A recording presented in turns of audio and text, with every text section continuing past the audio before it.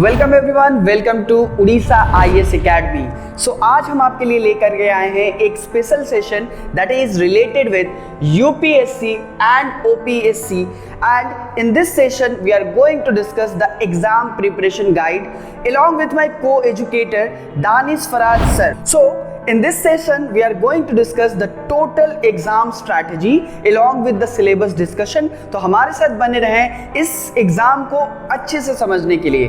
चलिए स्टार्ट करते हैं ये सेशन। पहले मैं इंट्रोड्यूस कर दूं हमारे फैकल्टी दानिश फराज सर का, जो जीएस के फैकल्टी हैं, और मैं साद अहमद जो जीएस का फैकल्टी हूं, आपको इस एग्जाम के लिए गाइड करने वाला हूं। तो चलिए शुरू करते हैं इस सेशन को।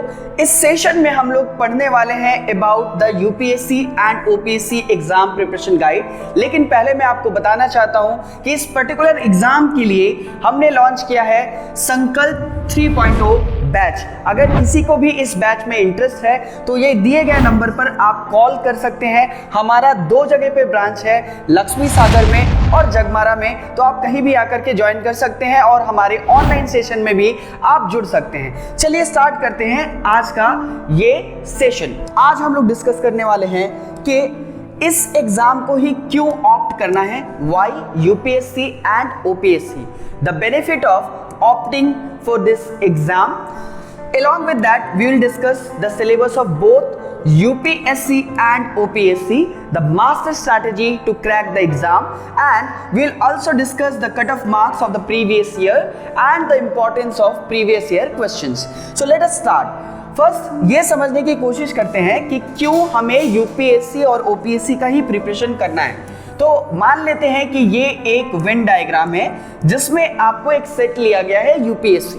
तो ये आप समझने की कोशिश करें, यूपीएससी अगर एक सेट है तो ओपीएससी उसका ही एक सबसेट है, यानी इसके सिलेबस के कवरेज के साथ ही आप ओपीएससी को भी कवर कर सकते हैं। अगर आप थोड़ा सा अच्छा प्रिपरेशन करें और इसमें जो सीसेट का पेपर होता है उसको भी आप प्रिपेयर कर ले, या फिर आप सीसेट के जो मेन पॉइंट्स हैं like mathematics, like reasoning and English, इनके ऊपर में अगर आपका कमांड अच्छा होता है तो आप ये चीज समझ पाएंगे कि आप इसी सिंगल एग्जाम के प्रिपरेशन से इंडिया के मेन एग्जाम्स को कवर कर सकते हैं और सारे एग्जाम्स में आप अपीयर हो सकते हैं और उसे आप क्रैक कर सकते हैं। सो द बेनिफिट इज कि एक सिंगल एग्जाम से आप बहुत सारे तीर लगा सकते हैं और बहुत सारे एग्जाम्स को क्रैक कर सकते हैं। चलिए बात करते हैं कि इनका सिलेबस क्या है। तो पहले मैं आपके साथ डिस्कस करने वाला हूं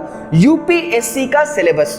पहले समझने की कोशिश करिए, यूपीएससी 3 स्टेजेस में होता है। पहला स्टेज होता है प्रिलिमिनरी का एग्जाम, दूसरा स्टेज होता है मेंस का एग्जाम, और लास्ट स्टेज होता है जिसे हम लोग बोलते हैं पर्सनालिटी टेस्ट। ये तीनों स्टेजेस बहुत ही कॉम्प्रिहेंसिव है। इनमें आपको सारा सिलेबस पता होना चाहिए अगर आप इस एग्जाम का अच्छा प्रिपरेशन करना चाहते हैं। Let us discuss UPSC prelims syllabus. यहाँ पर आपको 2 पेपर्स देने होते हैं, GS paper 1 and GS paper 2। GS paper 2 को हम पहले डिस्कस करने वाले हैं बिकॉज अगर आप जीएस पेपर 2 को क्वालिफाई करते हैं तो ही आपका जीएस पेपर 1 देखा जाएगा। तो चलते हैं जीएस पेपर 2 में। इसे हम लोग सीसैट या सिविल सर्विसेज एप्टीट्यूड टेस्ट के नाम से भी जानते हैं। इस टोटल सिलेबस को अच्छे से समझने की कोशिश करिए। पहला चीज, इसमें जो पहला सेक्शन है वो है कॉम्प्रिहेंशन एंड कॉम्पोजिशन का।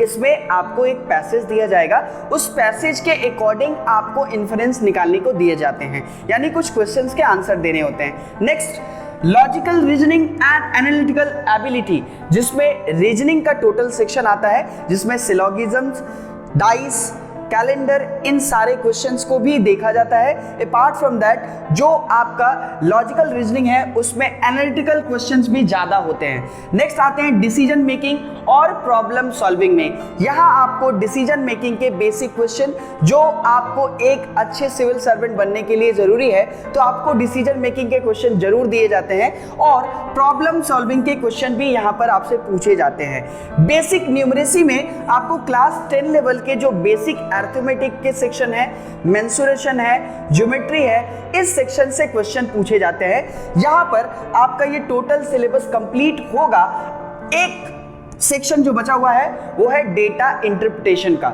सो डेटा इंटरप्रिटेशन जहां DI से आपको बेसिक क्वेश्चन दिए जाते हैं और उनका आपको इन्फरेंस आंसर्स निकालना होता है। ये है आपका CSAT। इसमें टोटल 80 क्वेश्चन होता है। इस 80 क्वेश्चन के लिए आपको 200 मार्क्स दिए गए हैं और इसमें सिंपल एक नियम है कि अगर आप 33% मार्क्स ला पाते हैं तो आप इस एग्जाम में CSAT क्वालिफाई कर जाते हैं, यानी ये क्वालिफाइंग इन नेचर है। इसके बाद आपका जो GS पेपर 1 है उसको देखा जाता है। तो GS पेपर 1 जिसे हम लोग पहला GS या जनरल स्टडीज का पेपर कह सकते हैं, इसमें हम लोग टोटल 7 to 8 टॉपिक्स को रेडी करते हैं। पहला टॉपिक क्या है? Current events of national and international importance। basically this is nothing but the current affairs। इसमें आपको basically D+2 यानी कि जिस डे से आप स्टार्ट कर रहे हो उससे 1 साल पहले और 1 साल बाद का टोटल करंट अफेयर्स आपके लिए जरूरी है। इसके बाद history of India and Indian national movement का सेक्शन आपको कवर करना रहता है, जहां ancient India, medieval India and Indian national movement के स्पेसिफिक क्वेश्चन आपसे पूछे जाते हैं। अलॉन्ग विद दैट आपको यहाँ पर ज्योग्राफी ऑफ इंडिया और इसके साथ में ज्योग्राफी ऑफ वर्ल्ड के बेसिक क्वेश्चंस भी यहाँ पर आपसे पूछे जाते हैं। इसके बाद इंडियन पॉलिटी एंड गवर्नेंस जो कि एक स्पेशल इश्यूज है। सो इंडियन पॉलिटी यानी total constitution of India and governance के बेसिक इश्यूज भी आपसे यहाँ से पूछे जाते हैं, जिसमें आपको panchayati raj system along with that public policy and right issues cover करने होते हैं। इसके बाद आपसे इकोनॉमी और सोशल डेवलपमेंट के बेसिक जो भी कॉन्सेप्ट है इकोनॉमी का वो आपको टोटल पढ़ना होता है। अलॉन्ग विद दैट आपको कुछ स्पेसिफिक इश्यूज हैं जैसे कि poverty, inclusion, demographics and social sector initiative, इनके ऊपर ज्यादा फोकस करना होता है along with the human development. अब बात करते हैं general issues on environment and ecology, plus आपको यहाँ पर बायोडाइवर्सिटी से भी क्वेश्चन आता है, तो आपको बायोडाइवर्सिटी भी कवर करना होता है। यहाँ पर क्लाइमेट चेंज से भी आपसे क्वेश्चन देखने को मिल सकता है। अपार्ट फ्रॉम दैट आपको करना है जनरल साइंस। जनरल साइंस में जो बेसिकली आपको क्वेश्चन आते हैं वो डे टू डे लाइफ में साइंस का जो एप्लीकेशन है उसको कवर करते हुए यहाँ पर आपसे पूछा जाता है। Along with that, अगर ये टोटल सिलेबस आप समझ पा रहे हैं तो इसमें आपको 200 मार्क्स के लिए ये पूरा पेपर देना होता है, जिसमें आपका जो स्कोर होगा उसी के अकॉर्डिंग आपका मेरिट बनेगा। अगर अभी हम बात करें तो अगर आप प्रीलिम्स क्वालिफाई कर जाते हैं तो आपको देना होता है मेंस। मेंस के सिलेबस को अच्छे से समझने के लिए मैं इनवाइट करूंगा दानिश फराज सर को, जो आपको मेंस के सिलेबस को डिटेल में समझाने वाले हैं। हेलो गाइस, मैं हूं आपका अपना दानिश फराज और मैं आपके सामने लेकर के आया हूं मेंस का सिलेबस। हम लोग मेंस के सिलेबस को डिकोड करेंगे और देखेंगे कि तैयारी हम लोगों को कैसे करनी है। ठीक है, तो सबसे पहले हम समझते हैं कि जब आप प्रीलिम्स का जीएस पेपर 1 और CSAT दे के जब आइएगा तो उसके 2-3 महीना बाद आपको जो एग्जाम देना पड़ेगा, कौन सा एग्जाम देना पड़ेगा। सबसे पहले हम देखेंगे कि आपको एक पेपर A देना पड़ता है जो कि लैंग्वेज पेपर है, और ये लैंग्वेज पेपर कैसा है, जो कि आपको कॉन्स्टिट्यूशन के जो 8 शेड्यूल में जो भी लैंग्वेज है, उर्दू है, हिंदी है, जो भी लैंग्वेज पेपर है ना, उस पर आपको प्रिपरेशन करके वहाँ पे आपको देना पड़ता है नॉर्मली। ठीक है, अच्छा, दूसरी चीज़ पेपर B आपको यहाँ पे देना पड़ेगा इंग्लिश। इन दोनों का सिलेबस में फ़र्क और सिमिलैरिटीज़ क्या है कि हम देखेंगे कि यहाँ पे आपको कॉम्प्रिहेंशन वगैरह दिया जाएगा, साथ ही साथ आपको यहाँ पे प्रेसी राइटिंग दिया जाएगा, साथ ही में कुछ ग्रामर्स वोकैबुलरी वाली चीज़ कुछ दी जाएगी आपको, और यहाँ पे ट्रांसलेशन दिया जाएगा जहाँ पे आपको लैंग्वेज टू इंग्लिश और इंग्लिश टू लैंग्वेज आपको वाइस वर्सा आपको करना पड़ता है। ठीक है, सेम चीज़ यहाँ पे इंग्लिश में भी आपको कॉम्पोजिशन, प्रेसी राइटिंग जो है, कुछ ग्रामर यूजेज, वोकैबुलरी वगैरह आपको पूछे जाएंगे। यहाँ पे ट्रांसलेशन नहीं है। ठीक है, मुद्दे की बात क्या है कि ये भी जो है ना एक क्वालिफाइंग इन नेचर है। ठीक है, और इसका मार्क्स आपको डिस्ट्रीब्यूशन है 300 ईच, आपको मार्क्स देखा जाता है। अगेन अब ये पेपर चेक होगा, इसमें आप क्वालिफाई कीजिएगा तो फिर आपके आगे पेपर में चेक होने के लिए जाएगा। ठीक है, अब मेरिट बेस पे पेपर क्या बनता है तो हम देखेंगे कि आपको ऐसे लिखने के लिए आएगा। ऐसे with great powers comes with great responsibility. सबने स्पाइडरमैन देखा होगा, ये वहां पर सेंटेंस बोला जाता है, और यही जो है ना ऐसे में एक बार पूछा गया था। तो ये चीज़ भी हम लोग सिखाएंगे आपको कि ऐसे कैसे लिखा जाता है। ठीक है, नाउ अब हम लोग कोर टॉपिक में पहुंचते हैं जहां पे जीएस पेपर 1 मेंस के सिलेबस में क्या क्या है। हम देखेंगे यहाँ पे कि जो भी आप प्रीलिम्स में आप तैयारी किए हैं उसमें हमको हिस्ट्री देखने को मिला है, ठीक है, तो वही चीज़ यहाँ पे रिपीट होगा इलैबोरेट वर्जन पे। क्या क्या है इसके अंदर हम देखेंगे। अगेन यहाँ पे इंडियन हेरिटेज एंड कल्चर यहाँ पे लिखा हुआ है, ठीक है, हिस्ट्री एंड ज्योग्राफी लिखा हुआ है, और क्या है यहाँ पे सोसाइटी। इसका मतलब क्या हो गया, हम पहले हिस्ट्री से बात करते हैं। अगर हम बात करेंगे सिर्फ हिस्ट्री की, तो इसको अगर हम डिकोड करें तो यहाँ पे आपको क्या एंशिएंट हिस्ट्री मिलेगा, क्या मिडिवल हिस्ट्री मिलेगा, बिल्कुल भी नहीं। यहाँ पे थोड़ा कॉन्साइज होकर के यहाँ पे मॉडर्न हिस्ट्री यहाँ पे पढ़ा जाता है। क्या बोल रहा हूँ मैं, यहाँ पे हिस्ट्री से मुराद अभी आपको मॉडर्न हिस्ट्री बोला जाता है। अच्छा, साथ ही साथ आपको यहाँ पे वर्ल्ड हिस्ट्री पढ़ना पड़ता है मेंस के पेपर में, वर्ल्ड हिस्ट्री। और ये वर्ल्ड हिस्ट्री भी बहुत ही कॉन्साइज वे में दिया हुआ है। आप बस पेपर उठाइए, सपोज वर्ल्ड वॉर 2 है, वर्ल्ड वॉर 2 आप देखिए, उसके ऊपर नोट्स बनाइए, आप प्रिपेयर करके एग्जाम में बैठिए नॉर्मली, ठीक है। अच्छा, इसके अलावा क्या एंशिएंट मेडिवल जैसे हम लोग प्रीलिम्स के लिए पढ़ते हैं वहां पे ऐसे पढ़ना है, तो बिल्कुल भी नहीं, यहाँ पे ऐसे नहीं पढ़ना है। हाँ, लेकिन एंशिएंट का कुछ एसेंस है, उसको एक सिलेबस में डाला गया है जिसको हम कहते हैं इंडियन हेरिटेज एंड कल्चर। यानी इसके साथ साथ आपको आर्ट एंड कल्चर भी प्रिपेयर करना पड़ता है आपको, ठीक है। तो क्या हुआ हमारा modern history, world history, art and culture, ये 3 सेक्शन आपको हिस्ट्री से कवर होता दिखता मिलेगा आपको। साथ ही साथ यहाँ पे ज्योग्राफी एक बहुत ही एसेंस पार्ट है यहाँ पे, ठीक है। तो ज्योग्राफी आपको यहाँ पे प्रिपेयर करना पड़ेगा। अगेन आप जो प्रीलिम्स के लिए कर रहे हैं तो मेंस के लिए भी होगा, मेंस के लिए कर रहे हैं तो प्रीलिम्स के लिए भी होगा, ये आपको कॉम्बिनेशन चलता रहेगा। प्लस एडिशनल क्या है यहाँ पे आपको सोसाइटी थोड़ा सा पढ़ना पड़ता है, ठीक है। तो ये है आपको जीएस पेपर 1 का। अब हम आते हैं जीएस पेपर 2 के ऊपर। अब जीएस पेपर 2 जो मेंस में क्या है, बेसिकली यहाँ पे हम कहेंगे कि भैया सिर्फ कॉन्स्टिट्यूशन है, कॉन्स्टिट्यूशन में और क्या क्या हम ऐड कर देंगे इसके अंदर, हम देखेंगे हमारे पास गवर्नेंस भी है, ये देख लीजिए, गवर्नेंस है, कॉन्स्टिट्यूशन है, सोशल जस्टिस है, और एडिशनल जो क्या करना पड़ेगा आपको थोड़ा सा, वो इंटरनेशनल रिलेशन पढ़ना पड़ता है। अब ये इंटरनेशनल रिलेशन की बात करेंगे तो हम देखेंगे भाई हमारे प्यारे भारत की जो फॉरेन पॉलिसीज है वो क्या है, नेबरिंग कंट्रीज के साथ कैसा रिश्ता चल रहा है, प्लस जो भी इंटरनेशनल ऑर्गेनाइजेशन है उसके साथ कैसा रिश्ता है, ये सब हम लोग पढ़ने की कोशिश करेंगे जीएस पेपर 2 के सेक्शन में। अब हम आते हैं जीएस पेपर 3 के सेक्शन में। अब ये जीएस पेपर 3 अगर हम बात करें तो ये कंसिस्ट ऑफ बेसिकली इकोनॉमिक्स, ठीक है, ईवीएस, साइंस एंड टेक्नोलॉजी, और ईवीएस का ही एक सब पार्ट हम बोल सकते हैं इसको कि भाई डिजास्टर मैनेजमेंट, यहाँ पे हम इसको जोड़ सकते हैं। तो आप देखेंगे यहाँ पे कि टेक्नोलॉजी पहले लिखा हुआ है यहाँ पे, ठीक है। तो टेक्नोलॉजी मतलब यहाँ पे हम लोग पढ़ेंगे साइंस एंड टेक्नोलॉजी। अब इस साइंस एंड टेक्नोलॉजी जब भी पढ़ाएंगे तो हम देखेंगे वहाँ पे हम लोग डिटेल्स में space technology, nuclear technology, defence technology, biotechnology, artificial intelligence, nano technology, ठीक है, रोबोटिक टेक्नोलॉजी, सारा टेक्नोलॉजी हम लोग इस चीज़ को पढ़ने की कोशिश करेंगे। प्लस साथ ही साथ देखेंगे पूरा कोर ईवीएस का जो टॉपिक है और जो रिसेंट ट्रेंड्स चला आता है उस पर हम लोग देखने की बात करेंगे। तो ये बायोडाइवर्सिटी हो गया। इसके साथ साथ हम देखेंगे सिक्योरिटी भी है, जहाँ पे बहुत सारा सिक्योरिटी फोर्सेस है, पैरामिलिट्री फोर्सेस है, जो भी एजेंसीज है ऐसा, वो कैसे कैसे काम करती है, कैसे बाहर के एक्सटर्नल थ्रेट से या इंटरनल थ्रेट से काम करती है, इसके ऊपर प्रैक्टिकली, क्योंकि आप जब ऑफिसर बनेंगे ना तो आपको इनसे डेली बेसिस पे सामना करना पड़ेगा। अगर आप नहीं जानिए कि पैरामिलिट्री फोर्सेस क्या है, या हमारे पास बीएसएफ क्या है, सीआईएसएफ क्या है, आईटीबीपी क्या है, तो फिर क्या ही फायदा एडमिनिस्ट्रेटिव में जाकर के, ठीक है। नाउ डिजास्टर मैनेजमेंट तो इतना ज़्यादा न्यूज़ में रहता है क्योंकि आए दिन हम देखते हैं कि फ्लड आ जाता है, साइक्लोन आ जाता है, लैंडस्लाइड्स होते हैं, अर्थक्वेक आते हैं। तो इसके बारे में यूपीएससी चाहता है कि भैया आप जाने इस चीज़ को कि आप उस वक्त कैसे आप रिएक्ट कीजिएगा। अब हम आते हैं जनरल स्टडीज पेपर 4 के बारे में। अब ये जनरल स्टडीज पेपर 4 में एथिक्स, इंटीग्रिटी, एप्टीट्यूड है। अब ये एथिक्स समझिए, ये पेपर 1, पेपर 2, पेपर 3 यूपीएससी चाहती है ये तीनों पेपर का प्रैक्टिकल एप्लीकेशन एथिक्स के जरिए किया जाए। यानी आपको पता हो कि भाई आर्ट एंड कल्चर किसी के, आप तो अपने होम टाउन में जाइएगा नहीं, आप जाइएगा किसी और जगह पे जाइएगा, तो वहां के कल्चर को आपको अडॉप्ट करना है। तो ये कैसे अडॉप्ट कीजिएगा, जब तक आपके अंदर एथिक्स कूट कूट के नहीं भरा जाएगा तब तक आप डिसीजन ले ही नहीं पाइएगा, ठीक है। तो यहाँ पे हम लोग एथिक्स, इंटीग्रिटी एंड एप्टीट्यूड यहाँ पे हम लोग पढ़ने की कोशिश करेंगे, और एथिक्स का सिलेबस फर्दर हम डिकोड करेंगे। जब हम एथिक्स क्लास पढ़ाएंगे तो वहाँ पे आपको एक एक चीज़, जैसे इंटीग्रिटी क्या है, एथिक्स क्या है, मोरालिटी क्या है, एप्टीट्यूड क्या है, एटीट्यूड क्या है, प्रोबिटी क्या है, ये सारी चीज़ आपको दिया जाएगा। अब इन सब के अलावा हम देखेंगे कि भैया हमारे पास ऑप्शनल सब्जेक्ट्स भी होता है, पेपर 1 और पेपर 2, ठीक है। अब ये ऑप्शनल सब्जेक्ट, तो सबसे पहला डिसीजन तो आपका यही होना चाहिए।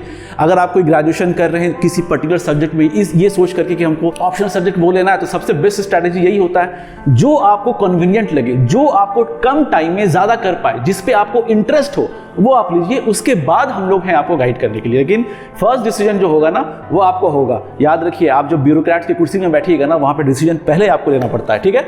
हम इसकी मार्क्स की डिस्ट्रीब्यूशन अगर करें तो हम देखेंगे कि ये सारा जो मार्क्स है ना डिस्ट्रीब्यूशन, ये 250 मार्क्स इच है, ठीक है। और टोटल जब काउंट करेंगे जो जिस पे मेरिट बनेगा ये होगा 1750 पे। यूपीएससी के सिलेबस डिस्कशन कर चुके हैं, अब हम लोग चलते हैं ओपीएससी के सिलेबस में। हम लोग देखेंगे कि भाई ओपीएससी के सिलेबस और यूपीएससी के सिलेबस में क्या कॉमन चीज है और क्या डिफरेंसेस है। अब सिलेबस डिस्कस करने के बाद हम लोग देख लेते हैं कैसे कैसे कट ऑफ जाता है। तो सबसे पहले जो बेसिक कट ऑफ हम लोग डिस्कशन करेंगे अभी प्रीलिम्स के करेंगे, क्योंकि प्रीलिम्स जो है ना आपको पहला पड़ाव जब तक पार नहीं कीजिएगा ना तब तक सेकंड में तो आप जा ही नहीं सकिएगा, ठीक है। तो हम देखते हैं कि भाई ये कट ऑफ का क्या चक्कर रहा है नॉर्मली। तो आप देखें, हम जनरली हम बात करेंगे सिर्फ जनरल कैटेगरी की बात करेंगे। इस जनरल कैटेगरी में देखेंगे 2023 देखिए, 2022 देखिए। 2023 में देखिए 75.41। अब ये कितने में आ रहा है? आउट ऑफ 200 आ रहा है।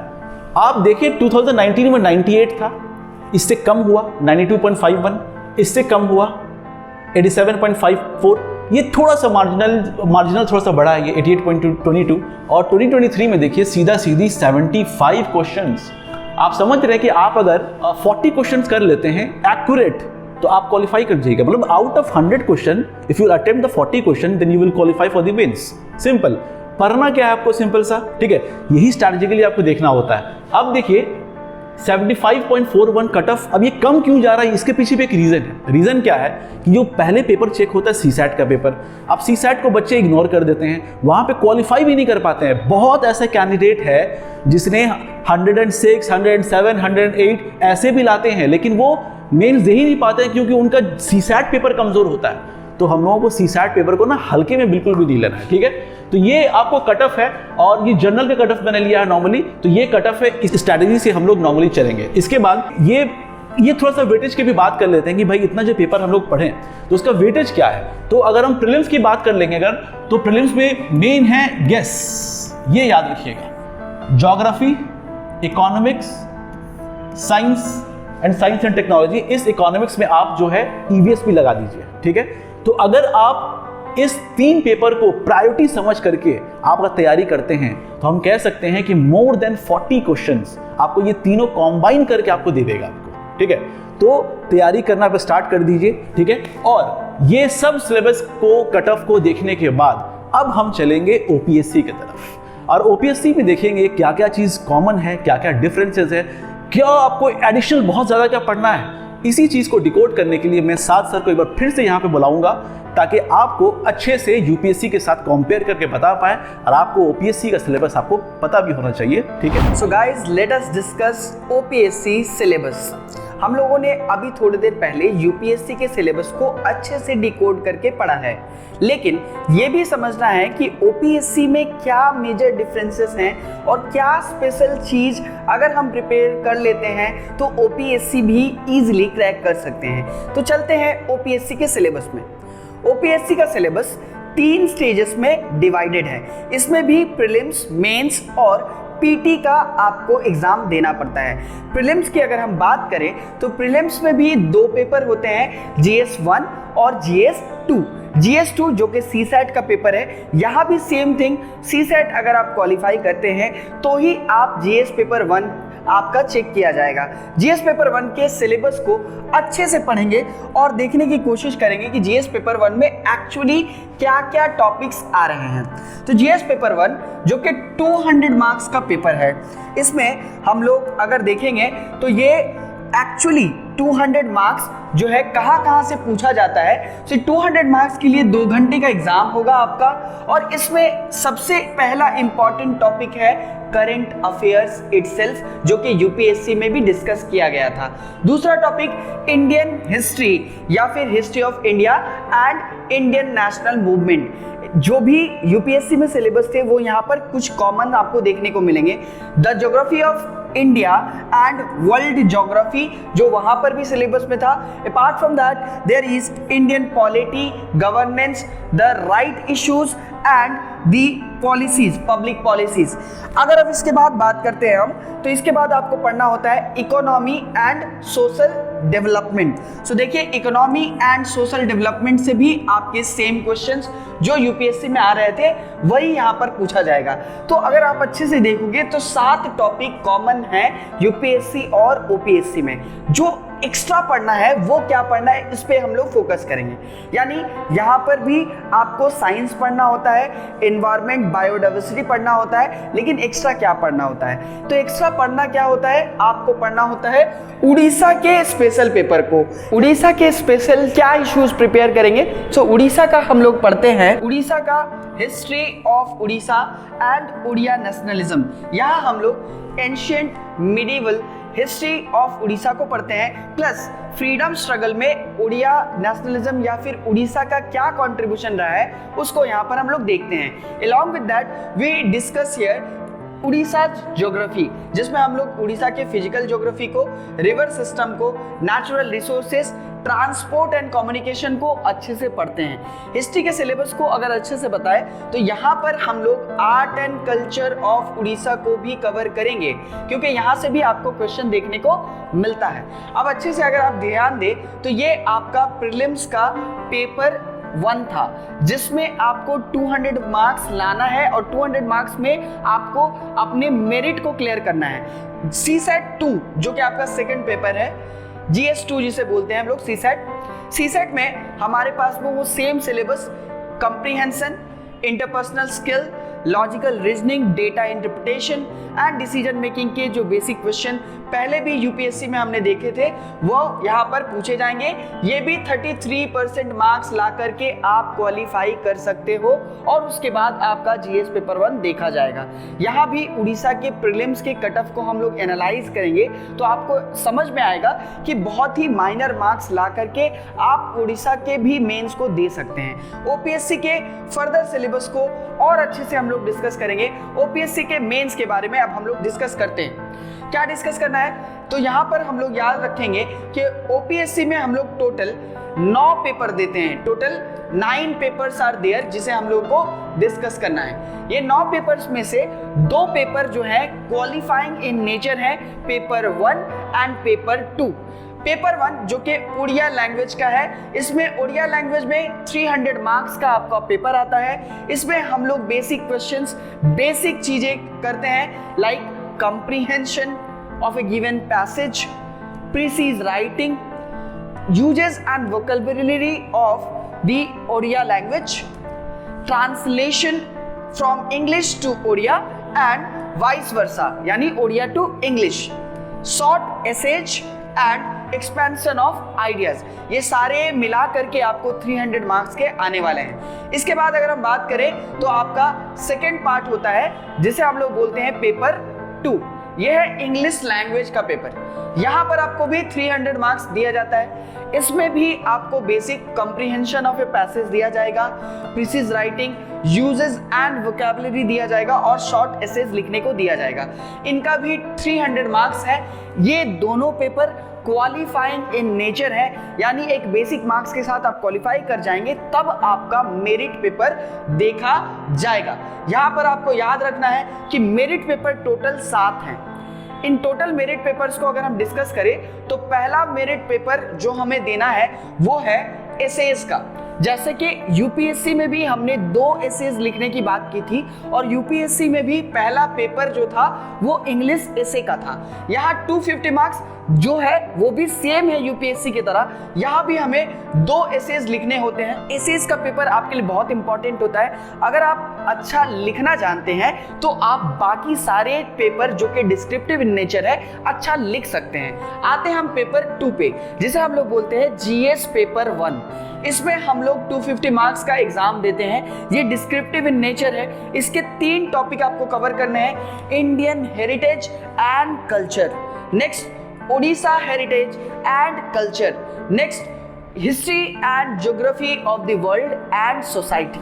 अच्छे से बताऊं तो ये सिलेबस आपका यूपीएससी के सिलेबस के तरह ही है, सिर्फ एक चीज आपको एक्स्ट्रा पढ़ना है, वो है उड़ीसा का हेरिटेज एंड कल्चर। उड़ीसा के हेरिटेज एंड कल्चर के ऊपर बात करें तो हम लोग क्या पढ़ते हैं? उड़ीसा का हिस्ट्री पढ़ते हैं हम लोग, उड़ीसा के कल्चर को पढ़ते हैं, उड़ीसा के आर्ट एंड कल्चर में स्पेसिफिकली टेम्पल स्ट्रक्चर्स को पढ़ते हैं। उड़ीसा के कुछ इंपॉर्टेंट डायनेस्टीज है, लाइक एंशिएंट डायनेस्टीज में हम लोग चेतीस डायनेस्टी के बारे में पढ़ते हैं। इसके अलावा भौमाकारास के बारे में पढ़ते हैं, सोमावंशीज के बारे में पढ़ते हैं। फिर हम लोग जब मिडिवल में आते हैं तो उनके रिस्पेक्टिव भक्ति मूवमेंट को पढ़ते हैं। सो भक्ति मूवमेंट का उड़ीसा पे क्या इम्पैक्ट रहा है उसको देखते हैं, और उसके साथ ही फ्रीडम स्ट्रगल में उड़ीसा का क्या कंट्रीब्यूशन रहा है ये यहाँ पर हम लोग पढ़ते हैं। इससे हमारा ये पेपर रेडी हो जाता है। हमने इसे और डिटेल करने की कोशिश की है, समझाने के लिए हमने इसे डिकोड करके अच्छे से प्रेजेंट करने की कोशिश की है। जो मैंने बोला वो स्क्रीन के ऊपर आप देख पा रहे होंगे। इसमें आपको वो सेम चीजें देखने को मिलेंगी जो मैंने आपको अभी डिस्कस किया है। क्या? तो मैंने अभी बोला था टेम्पल आर्किटेक्चर के बारे में। सो यहाँ पर टेम्पल आर्किटेक्चर ऑफ उड़ीसा, इसके अलावा मैंने भक्ति मूवमेंट का मेंशन किया था, ग्रोथ ऑफ उड़िया लैंग्वेज के बारे में डिस्कस किया था। ये सारे इसमें पूछे जाएंगे। इसके अलावा जब हिस्ट्री की बात करें तो हम लोग यहाँ पर मेनली पढ़ते हैं मॉडर्न हिस्ट्री को, और यहाँ पर आपको आर्ट एंड कल्चर के ऊपर में एंशिएंट एंड मिडिवल से क्वेश्चन दिए जाते हैं लिखने के लिए। अब आ जाते हैं हम लोग, इसे और आगे बढ़ाते हैं हम लोग। अगर हम बात करें तो यहाँ पर आपको ज्योग्राफी भी पढ़ना होता है। तो ज्योग्राफी में हम लोग क्या पढ़ते हैं? तो ज्योग्राफी में उड़ीसा के ज्योग्राफी को स्पेसिफिकली रेडी करते हैं। उड़ीसा का फिजियोग्राफी पढ़ते हैं, उड़ीसा के रिवर सिस्टम को पढ़ते हैं, उड़ीसा के नेचुरल रिसोर्सेज को पढ़ते हैं। फिर उड़ीसा में जो एक्चुअली आपका अभी इकोनॉमिक डेवलपमेंट हो रहा है उसको भी यही देखते हैं हम लोग। अपार्ट फ्रॉम दैट इंडिया का ज्योग्राफी भी आपको यही कवर करना है। ज्योग्राफी ऑफ इंडिया में आपको स्पेसिफिक इश्यूज पढ़ना होता है, plus along with that geomorphology के कुछ important events like volcanic activity, cyclones को, इन सारे चीजों को भी हम लोग देखते हैं। अगर अब हम बात करें ये जीएस पेपर 1 का जो पेपर है, ये एक कंसाइज पेपर जीएस पेपर 1 है। इसके बाद हम बात करते हैं पेपर 3 यानी जीएस पेपर 2 का। सो पेपर 3 यानी जीएस पेपर 2, इसमें क्या आता है? तो इसमें आप देख पाओगे, इसमें आपको governance, constitution, polity, social justice और इंटर स्टेट रिलेशन से आपको प्रिपरेशन करना होता है। क्या करेंगे यहाँ पर? अच्छे से देखिए, गवर्नेंस और कॉन्स्टिट्यूशन ये हमने प्रीली के लिए भी रेडी किया है, तो यहाँ पर आपका कवरेज हो जाता है। इट अपार्ट फ्रॉम दैट आपको सोशल जस्टिस भी पढ़ना होता है। यहाँ पर सोशल जस्टिस के इंपॉर्टेंट इश्यूज कवर करने होते हैं। लेकिन यहाँ एक इंपॉर्टेंट चीज देख पाओगे, यूपीएससी में लिखा होता है इंटरनेशनल रिलेशन, यहाँ पढ़ना होता है इंटर स्टेट रिलेशन को, यानी उड़ीसा और उनके नेबरिंग स्टेट्स के साथ क्या रिलेशन है, इसको हम लोग यहाँ कवर करते हैं। अलॉन्ग विद दैट जब हम लोग करंट नेशनल इंपॉर्टेंस की बात करते हैं तो उड़ीसा के साथ में अगर किसी इंटरनेशनल कंट्री का कोई भी तरह का एग्रीमेंट हो रहा है उनको भी हम लोग यहाँ कवर कर लेते हैं। यहाँ पर हम कंपेयर करके समझ पा रहे हैं कि सिलेबस मोर और लेस जो है सेम है। अब बात करते हैं इंडियन कॉन्स्टिट्यूशन में क्या पढ़ना होता है। तो इंडियन कॉन्स्टिट्यूशन में बेसिकली हम लोग टोटल कॉन्स्टिट्यूशन को पढ़ते हैं। कॉन्स्टिट्यूशन के सारे parts, constitutional bodies, non constitutional bodies, apart from that executives को भी पढ़ते हैं और टोटल कॉन्स्टिट्यूशन को कवर करते हैं। गवर्नेंस में हम लोग गवर्नेंस के टोटल इश्यूज को पढ़ते हैं, जो हमारे पॉलिटिकल गवर्नेंस के इंपॉर्टेंट इश्यूज है वो यहाँ पर हम लोग कवर कर लेते हैं। और सोशल जस्टिस की अगर हम बात करें तो सोशल जस्टिस के इंपॉर्टेंट टॉपिक्स हमें कवर करने होते हैं। क्या पढ़ना होता है सोशल जस्टिस के इंपॉर्टेंट टॉपिक में? सो सोशल जस्टिस के इंपॉर्टेंट टॉपिक्स में हम लोग पढ़ते हैं the government policies, intervention for development in various sector, यानी गवर्नमेंट के वो सारे पॉलिसी जो वेरियस सेक्टर में डेवलपमेंट के लिए कारामद है उनको देखते हैं। अपार्ट फ्रॉम दैट हम लोग सेल्फ हेल्प ग्रुप यानी वुमेन सेल्फ हेल्प ग्रुप का रोल देखते हैं, उनका important role. Apart from that हम लोग एमएसएमईज का रोल देखते हैं, यानी माइक्रो स्मॉल मीडियम इंटरप्राइजेस का रोल यहाँ पर हम लोग देखते हैं। इसके अलावा welfare schemes for the vulnerable sections of the society like PVTGs groups जो है उनके लिए क्या कोई स्पेशल कोई स्कीम्स लिए आया जा रहा है वो भी यहाँ पर हम लोग कवर करेंगे। Apart from that the issues relating with the management of social sector, तो वो भी यहाँ पर हमें कवर करना होता है, like special issues relating to health, education, human resources, ये हमें कवर करना होता है, जिसमें हम लोग उड़ीसा में क्या किया जा रहा है वो भी देखेंगे, यानी इंडिया और उड़ीसा दोनों के पर्सपेक्टिव में सोशल जस्टिस को रेडी करेंगे। ये हो गया हमारा जीएस पेपर 1 और जीएस पेपर 2। जीएस पेपर 3 और जीएस पेपर 4 को एक्सप्लेन करने के लिए मैं इनवाइट करूंगा दानिश फराज सर को, जो आपको जीएस पेपर 3 और जीएस पेपर 4 को अच्छे से एक्सप्लेन करेंगे। हेलो बच्चों, मैं एक बार फिर से आपके सामने हाजिर हुआ हूं और पेपर 4 जीएस पेपर 3 बताने के लिए। अब यहाँ पे बताने को देखा जाए तो बहुत ज्यादा कुछ नहीं है। जो हमने यूपीएससी के लिए आपको बताया कि यहाँ पे इकोनॉमिक्स है, साइंस एंड टेक्नोलॉजी है, आप देख सकते हैं यहाँ पे सेम चीज यहाँ आपको मिलेगा। टेक्नोलॉजी है, इकोनॉमिक डेवलपमेंट है, ईवीएस का पार्ट है, बायोडाइवर्सिटी, इन्वायरमेंट, ठीक है। अगेन यहाँ पर भी आपको इंटरनल सिक्योरिटी के बारे में पढ़ना होगा, आपको साथ ही साथ डिजास्टर मैनेजमेंट के बारे में पढ़ना होगा। अब इसी चीज को थोड़ा डिटेल्स में दिया गया है, जो मैंने आपको यूपीएससी में भी सेम चीज बताया है कि हमको space technology, defence technology, nano technology, biotechnology etcetera, ये सारा चीज जो करना है। और साथ ही साथ जैसे कुछ कुछ क्वेश्चन ऐसे भी आते हैं ना कि भाई साइंस एंड टेक्नोलॉजी का एग्रीकल्चर में क्या एप्लीकेशन है, ठीक है, हेल्थ सेक्टर में क्या एप्लीकेशन, कैसे यूज हो रहा है। तो इस तरीके से रिलेट करके जो है आपको ना यहाँ पे यूपीएससी में भी आंसर देना पड़ेगा। प्लस आपकी पॉसिबिलिटीज ये भी है कि उड़ीसा में भी Orissa government science and technology use करके यहाँ पे एग्रीकल्चर में क्या क्या कर रहा है या क्या क्या कर सकता है, ये आपको सोचना होगा पहले से ही, ठीक है। इसके अलावा हम देखेंगे इकोनॉमिक डेवलपमेंट, यानी यहाँ पे सारा कुछ जो यूपीएससी के लिए पढ़ना होता है, इंक्लूसिव ग्रोथ हो गया, पूरा Indian economy related to planning, mobilisation of resources, ये सारा चीज पढ़ना पड़ता है। एक्स्ट्रा सिर्फ क्या हमको देखना है ओपीएससी के सिलेबस में, हम देखेंगे गवर्नमेंट बजटिंग। इंडिया को तो हम ऐसे भी पढ़ते हैं, यहां पे एक्स्ट्रा आपको देखना होगा कि भाई ओडिशा का जो बजट निकलता है उसमें क्या क्या की फीचर्स है, जो आपको मेंस के आंसर राइटिंग के लिए, इवन ये प्रीलिम्स में भी काम पड़ता है, ठीक है। साथ ही साथ यहां का जो लैंड रिफॉर्म्स है ओडिशा का, ये भी आपको एडिशनली पढ़ना होगा। तो ऑलमोस्ट सिमिलर है, बस एडिशनल क्या है कि भाई आपको गवर्नमेंट बजटिंग और लैंड रिफॉर्म्स ओडिशा एक्स्ट्रा, सिर्फ 2 ही टॉपिक एक्स्ट्रा पढ़ना है, बस सिंपल, ठीक है। अच्छा, इन सब के अलावा हम देखेंगे कि भाई इंडस्ट्रियलाइजेशन इन ओडिशा, ठीक है। आपको समझ लीजिए कि ओडिशा की हिस्ट्री हो, ओडिशा की पॉलिटी हो, ओडिशा की इकोनॉमी हो, सब कुछ आपको इसमें एडिशनली मेंस में ओपीएससी में कवर करना है, यही सिर्फ एक्स्ट्रा है, ठीक है। पूरा देख लीजिए एग्रीकल्चर। अब इकोनॉमिक्स के अंदर एग्रीकल्चर तो आएगा ही, सिंपल सा चीज है। तो एग्रीकल्चर से रिलेटेड जितना भी चीज है इंडिया से जुड़ा हुआ, साथ साथ ओडिशा से जुड़ा हुआ, चाहे इसका पब्लिक डिस्ट्रीब्यूशन सिस्टम की बात करें हम, एमएसपी की बात करें हम, ठीक है। आप देखिए इशू प्राइसेस है, बहुत सारी चीज यहाँ पे आपको मिलेगी, ठीक है। फूड प्रोसेसिंग इंडस्ट्रीज तो बहुत न्यूज में रहता है, ठीक है। तो फूड प्रोसेसिंग इंडस्ट्रीज में गवर्नमेंट ना फोकस कर रही है लास्ट ईयर बजट में भी। तो आपकी ओडिशा गवर्नमेंट में क्या कर रही है, इंडियन गवर्नमेंट क्या कर रही है, इन सब के बारे में हम लोग देखेंगे। प्लस उसी बायोडाइवर्सिटी और इन्वायरमेंट से जुड़ा हुआ जितनी भी चीजें हैं, जो भी हमने यूपीएससी के लिए बताया, सारा कुछ सेम यहाँ पे आपको मिलता हुआ नजर आएगा, ठीक है। सिक्योरिटी के बात होगी, यहाँ पे डिजास्टर मैनेजमेंट की बात होगी आपको, even cyber security, money laundering, ये सब चीज बात हो जाएगी, ठीक है। इसके अलावा जो पेपर 5 है आपका, जो पेपर 4 है एथिक्स, इंटीग्रिटी एंड एप्टीट्यूड, जो है सेम सिलेबस आपको यहाँ पे मिलेगा। अगेन ओडिशा गवर्नमेंट भी यही चाहती है कि जीएस पेपर 1 यानी आर्ट एंड कल्चर का प्रैक्टिकल एप्लीकेशन हो तो एथिक्स का जरिया हो। पॉलिटी का एप्लीकेशन अगर करना होगा प्रैक्टिकली तो आपको एथिक्स जानना जरूरी है। हर चीज में एथिक्स, इंटीग्रिटी, अब इसका सिलेबस को हम जब डिकोड करेंगे ना तो यहाँ पे आपको देखना मिलेगा आपको कि भैया यहाँ पे एथिक्स है, ठीक है, ह्यूमन वैल्यूज की बात हो रही है, यहाँ पे एटीट्यूड की बात हो रही है, यहाँ पे एप्टीट्यूड की बात हो रही है, यहाँ पे प्रोबिटी की बात हो रही है। ये सारी चीज को ना हम लोग क्लास के अंदर एक एक करके आराम से समझेंगे क्या है, और ये बहुत ही इंपॉर्टेंट टॉपिक है, ठीक है। तो हमको पता क्या चला कि भाई GS paper 1, paper 2, paper 3, paper 4 की अगर हम बात करें तो ऑलमोस्ट सिमिलर है। बस जीएस पेपर 1 में हम अगर डिफरेंसेस की बात करें तो वहां पे वर्ल्ड हिस्ट्री पढ़ना पड़ता है, हमको ओपीएससी के लिए वर्ल्ड हिस्ट्री नहीं पढ़ना पड़ता है। प्लस हम जीएस पेपर 2 की अगर बात करेंगे तो इंटरनेशनल रिलेशन हमको यूपीएससी में पढ़ना पड़ता है। यहाँ पे इंटरनेशनल रिलेशन डायरेक्ट सिलेबस में नहीं है, कभी क्वेश्चन एक ऐसे रिलेटेड करंट अफेयर्स के तौर पे पूछ दे तो अलग बात है, लेकिन डायरेक्टली वो फॉरेन पॉलिसी जैसे नहीं पढ़ना पड़ता है। हाँ, इंटर स्टेट रिलेशन के बारे में यहाँ पे जिक्र है डायरेक्टली कि आपके ओडिशा जो है नेबरिंग जो स्टेट्स है उसके साथ कैसा रिश्ता हम लोग बना के रखते हैं, वो सब ये अलग से थोड़ा पढ़ना पड़ता है, इंटरनेशनल रिलेशन को छोड़ करके हम बात करें तो, ठीक है। तो मोर और लेस सारा कुछ सिलेबस यही है। यूपीएससी में जैसे हमने बताया कि भाई ऑप्शनल सब्जेक्ट है, तो यहाँ पर भी ऑप्शनल सब्जेक्ट्स आपको मिलेंगे यहाँ पे, ठीक है।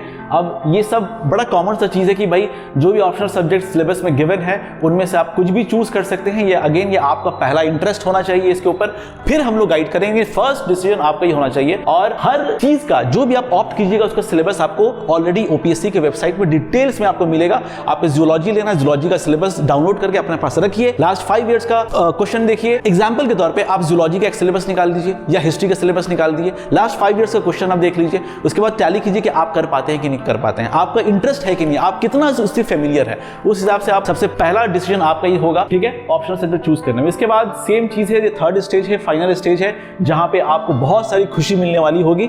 और ये पर्सनालिटी टेस्ट है। अगेन पर्सनालिटी टेस्ट जो है आपका नॉलेज टेस्ट नहीं किया जाएगा, आपकी जो एटीट्यूड है, जो भी आपने सीखा है, पर्सनालिटी डेवलपमेंट जो आपको कैसा हुआ है, किस तरीके से है, मेंटल अलर्टनेस है कि नहीं है, आप घबरा जाते हैं अगर क्वेश्चन कुछ नहीं आता है, या आप मुस्कुरा के आप बोलते हैं कि sorry I am unable to recall this moment, ठीक है, ये बोलते हैं। तो आपको ये सारी चीज आपको देखने के बाद आप उस ब्यूरोक्रेसी की कुर्सी में जाके आप बैठ सकते हैं, ठीक है।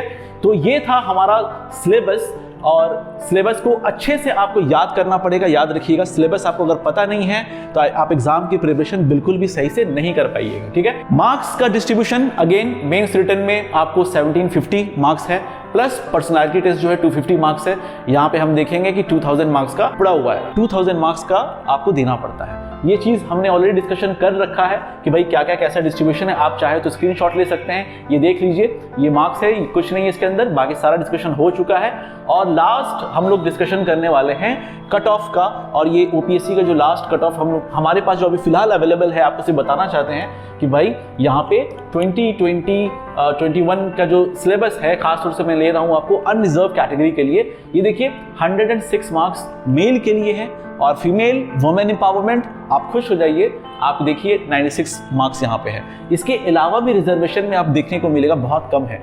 तो आप अगर ठान लें कि भाई हमको फर्स्ट अटेम्प्ट में निकालना है तो कोई बड़ी बात नहीं है। आपके आस पड़ोस में जो भी प्रीलिम्स देते हैं ना, या मेंस लिखते हैं, उनसे पूछिएगा, वो हर साल प्रीलिम्स निकालते हैं। कोई जादू तो नहीं होता है यहाँ पे, कुछ स्ट्रैटेजी होती है, वही स्ट्रैटेजी को आपको यूज करके आपको एग्जाम अपना क्रैक करना है, ठीक है। तो ये था हमारा सेशन। हम लोग आपको लाइव बैचेस में भी मिलेंगे।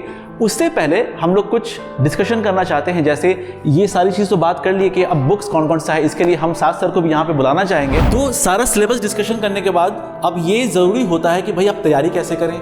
बहुत सारा नोट्स मटेरियल सब कुछ अवेलेबल है, लेकिन अब बुक का रिप्लेसमेंट ना कुछ भी नहीं होता। तो हम आपके लिए कुछ बुक्स का रेफरेंस देंगे आपको, ताकि आप उसको आसानी से पढ़ सके, खास तौर से हमारे लाइव बैचेस के लिए, ठीक है। तो साथ सर हम आपके साथ ये बुक्स डिस्कशन करना चाहेंगे कि अगर बच्चों को हिस्ट्री की तैयारी करनी है तो कौन कौन सी बुक बेहतरीन हो सकती है और क्या क्या पढ़ सकते हैं। सो जैसा कि दानिश सर जानना चाहते हैं कि बुक्स क्या रेफर करें, तो सबसे पहला मटेरियल जो हम इस एग्ज़ाम के लिए कर सकते हैं वो ये है कि हमें एनसीईआरटीज़ को बिल्कुल भी नहीं भूलना है। एनसीईआरटी के इम्पोर्टेंस को समझेंगे और ओल्ड एनसीईआरटी टेक्स्ट के ऊपर में हम ज़्यादा फोकस करेंगे। सो पहले ओल्ड एनसीईआरटीज़ में हम आर.एस. शर्मा की बुक को बहुत अच्छे से पढ़ेंगे, क्योंकि उसमें से आपको बहुत सारा एंशिएंट हिस्ट्री बहुत अच्छे से समझ में आ जाता है। Apart from that Satish Chandra का भी एनसीईआरटी का बुक, जो कि ओल्ड एनसीईआरटी में क्लास 11-12 में चलता था, वो बुक हमें बहुत ही स्पेशली इस एग्जाम के लिए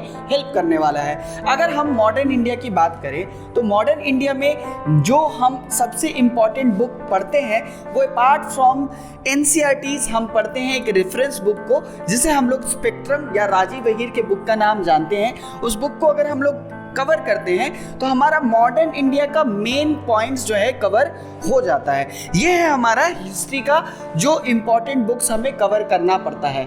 इसके अलावा कभी कभी पोस्ट इंडिपेंडेंस से कुछ क्वेश्चन आता है, तो इंडिया आफ्टर इंडिपेंडेंस ये एक बुक है जो आप लोग कवर कर सकते हो अपने पोस्ट इंडिपेंडेंस को कवर करने के लिए। अब बात करते हैं कि हमें ज्योग्राफी में क्या पढ़ना है। तो ज्योग्राफी के लिए जो मार्केट में बेस्ट मटेरियल है, जो आपको एग्जाम में डिस्क्रिप्टिव लिखने में भी हेल्प कर सकता है, वो है एनसीईआरटी। उसके बाद एनसीईआरटी के साथ हम क्या डिस्कस करते हैं, तो NCERT हमारे ज्योग्राफी के लिए सबसे बेस्ट मटेरियल हो गया। उसके बाद हम लोग एक रेफरेंस बुक को यूज करते हैं। तो मार्केट में बहुत सारे रेफरेंस बुक हैं, लेकिन हम लोग क्या पढ़ सकते हैं? सो इंडियन ज्योग्राफी के लिए या तो आप माजिद हुसैन या DR कुल्लर को कवर करें। इंडियन ज्योग्राफी के लिए ये दोनों बुक्स जो है आपको निर्वाणा प्राप्त करा सकती हैं। इसके अलावा अगर जियोमॉर्फोलॉजी को अच्छे से पढ़ने की कोशिश करें तो GC लोंग का बुक भी आपको बहुत ही हेल्पफुल साबित हो सकता है। GC लोंग में आपको जियोमॉर्फोलॉजी इशू को समझने के लिए ज़्यादा बेहतर तरीके से प्रोवाइड किया गया है इश्यूज को। अब आगे के जो 2 टॉपिक्स हैं, लाइक पॉलिटी और जो गवर्नेंस का इशू है और इकोनॉमी का इशू है, एथिक्स का इशू है, इसको बताने के लिए मैं दानिश सर से रिक्वेस्ट करूंगा कि आप कुछ बुक्स का रेफरेंस दें। थैंक यू साज सर। साज सर ने बहुत अच्छा रेफरेंस दिया है। अब मैं बात करूंगा पॉलिटी के बारे में। पॉलिटी यूँ तो फेमस है कि भाई Laxmikanth is the Bible for the UPSC exam, ठीक है, लेकिन मैं आपको ये कह सकता हूँ कि सिर्फ लक्ष्मीकांत जो है ना वो आपको प्रीलिम्स क्वालिफाई करा सकता है, लेकिन वो मेंस में ना आप आंसर लिखने में एकदम फंसने वाले हैं। सबसे बेस्ट है आप जब तक NCERT नहीं समझिएगा, वो भी NCERT क्लास 9, 10, 11, 12। जैसे मैं आपको एग्जाम्पल देने की बात करता हूँ, आप जब लक्ष्मीकांत पढ़ेंगे ना तो आपको प्रियम्बल में वर्ड डेमोक्रेसी मिलेगा, तो उस डेमोक्रेसी को बहुत डिस्क्राइब नहीं किया गया है, लेकिन क्लास 9 में आपको चैप्टर मिलेगा what is democracy and why democracy, ठीक है। अब वो उस डेमोक्रेसी को इतना अच्छा से एक्सप्लेन किया गया है कि अगर डेमोक्रेसी के ऊपर कभी ऐसे लिखने आए ना तो आप जो है ना सिर्फ NCERT के चैप्टर्स देख करके ना आप पूरा आप ऐसे लिख सकते हैं। तो NCERT एकदम प्राइमरी आपको फोकस करना पड़ेगा मेंस में अगर मार्क्स अच्छा लाना है तो, ठीक है। प्रीलिम्स के लिए लक्ष्मीकांत तो सपोर्टिव बिल्कुल है, मैं क्या कह रहा हूँ, सपोर्टिव है, ठीक है। तो NCERT और लक्ष्मीकांत, इसके अलावा DD बसु भी है, लेकिन वो मैं और ज़्यादा बर्डन नहीं दूंगा। ये 2 किताब आई थिंक प्रीलिम्स हो चाहे मेंस हो, कुछ रिसेंट ट्रेंड्स जो होता है जैसे कि गवर्नर के साथ कुछ इशू हुआ तो कैसा रिश्ता चल रहा है, वो सब सिर्फ समझने के लिए, जुडिशरी के लिए समझने के लिए। इसके अलावा GS पेपर 3 बोल दीजिए या प्रीलिम्स के लिए इकोनॉमिक्स के लिए बोल दीजिए। तो इकोनॉमिक्स के लिए सबसे पहले मार्केट में बुक्स अवेलेबल क्या क्या है, संजीव वर्मा है, नितिन सिंघानिया है, रमेश सिंह है, बहुत सारी किताबें मौजूद है, लेकिन संजीव वर्मा, नितिन सिंघानिया या रमेश सिंह, फ्रेशर्स कैंडिडेट के लिए रमेश सिंह स्टार्टिंग अगर आप उठाइएगा ना तो प्रॉब्लम क्रिएट करेगा, ठीक है। तो नितिन सिंघानिया को मेरा सजेशन है कि रेफर कर सकते हैं हम लोग नितिन सिंघानिया के लिए एज ए सेकेंडरी। प्राइमरी कौन है? अगेन प्राइमरी हमारा NCERT ही रहेगा जो वहां पे आपको आंसर लिखने में बड़ा हेल्प करेगा, ठीक है। तो आप GS पेपर 3 भी इससे कवर कर सकते हैं, ठीक है। प्लस जो बजट पढ़िएगा इकोनॉमिक सर्वे। अब इकोनॉमिक सर्वे तो बहुत बड़ा बजट होता है, बड़ा सिंपल सा चीज़ है, किसी भी जगह का जो है ना आप क्रक्स उठा लीजिए, आप उससे देखिए कि पॉलिसीज क्या क्या यूज हुआ है उस इकोनॉमिक सर्वे में। वो प्रीलिम्स के लिए भी इंपॉर्टेंट होगा और गवर्नमेंट ने क्या क्या इनिशिएट किया है वो आपको मेंस के लिए भी इंपॉर्टेंट होगा आंसर करने के लिए, ठीक है।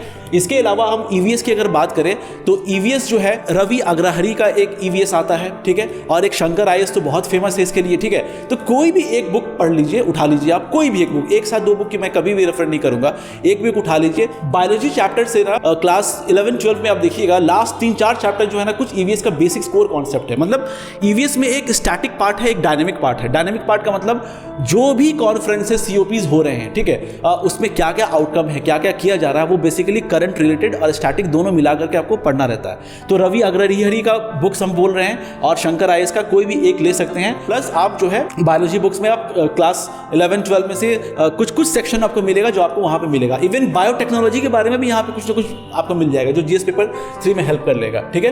तो ये है EVS के लिए। अब इसमें हम देखेंगे कि डिजास्टर मैनेजमेंट भी एक आता है, ठीक है। तो डिजास्टर मैनेजमेंट के लिए कोई भी एक बुक ले लीजिए, वो वही चीज़ जो ज्योग्राफी में पढ़ते हैं हम लोग कि भाई अर्थक्वेक वगैरह कैसे होता है, फ्लड में क्या होता है, उसमें पढ़ना क्या होता है कि भाई गवर्नमेंट क्या क्या डेवलप कर चुकी है एक फ्लड को रोकने के लिए, या अर्थक्वेक जो आता है हमारा क्या क्या हमारे पास इक्विपमेंट है, किस तरीके से काम करती है, कैसे डिजास्टर मैनेजमेंट रोल प्ले करता है, वो उसके बारे में कुछ एक हल्की सी बुक आप ले सकते हैं। नॉर्मली टाटा मैक्रो हिल का सारी बुक्स आती है, ठीक है। इसके अलावा छोटे छोटे टॉपिक्स जो इंडियन सोसाइटी के लिए, इंडियन सोसाइटी कुछ हैंडआउट्स भी कहीं कभी मिल जाएगा तो उससे भी करके आप एग्जाम निकाल सकते हैं। कोई बुक्स बहुत ज़्यादा खरीदने की आपको जरूरत नहीं पड़ेगी, ठीक है। एथिक्स इंटीग्रिटी के लिए मैं बोलूँगा कि भाई आप हमारा क्लास आप ज्वाइन करेंगे तो आपको पता चलेगा कि भाई एथिक्स इंटीग्रिटी एक्चुअली में क्या है।